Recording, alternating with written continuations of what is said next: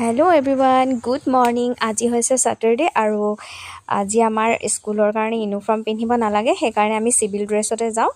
আৰু মই ৰাতিপুৱা সোনকালে উঠি গা পা ধুই ৰেডি হৈ স্কুললৈ বুলি ওলালোঁ আৰু ভাবিলোঁ আজি আপোনালোকক অকণমান আমাৰ গাঁওখন দেখাই দিওঁ। তাৰ কাৰণে মই অকণমান সোনকালে ওলালোঁ আৰু ব'লক আমাৰ গাঁওখন দেখাওঁ আজি আপোনালোকক। এয়া হৈছে আমাৰ ঘৰলৈ যোৱা ৰাস্তাটো। গাঁৱলীয়া ঠাই যিহেতু সেইকাৰণে গছ গছনিৰে একেবাৰে চাৰিওফালে সেউজীয়া পৰিৱেশ। আৰু সেই আগত আপোনালোকে দেখিব আমাৰ এইডোখৰতে আছে ছেইণ্ট জেভিয়াৰ্ছ স্কুলখন। এইখন হৈছে স্কুলখন, ইংলিছ মিডিয়াম স্কুল। এইডোখৰ একচুৱেলি গাঁও বুলি ক'ব নোৱাৰি, কাৰণ আমাৰ ইয়াত যথেষ্টখিনি সুবিধা আছে। ল'ৰা ছোৱালী এডুকেশ্যনৰ বাবে এখন ভাল স্কুল আৰু অহা যোৱা কৰিব পৰাকৈ এটা ভাল ৰাস্তা, ইয়াতকৈ বেছি আৰু কি লাগে নহয় জানো।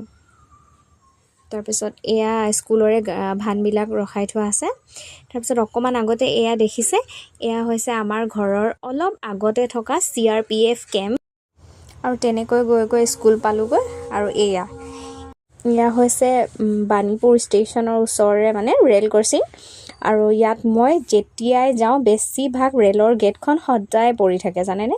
তাৰপিছত এয়া হৈছে আমাৰ স্কুলৰ ওচৰতে ধুনীয়া এইটো নামঘৰ।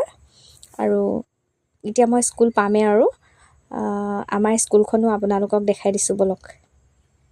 এয়া হৈছে আমাৰ স্কুল, ডিব্ৰুগড় জাতীয় বিদ্যালয়। ঠিক আছে বাৰু, আজিলৈ তেতিয়াহ'লে বাই।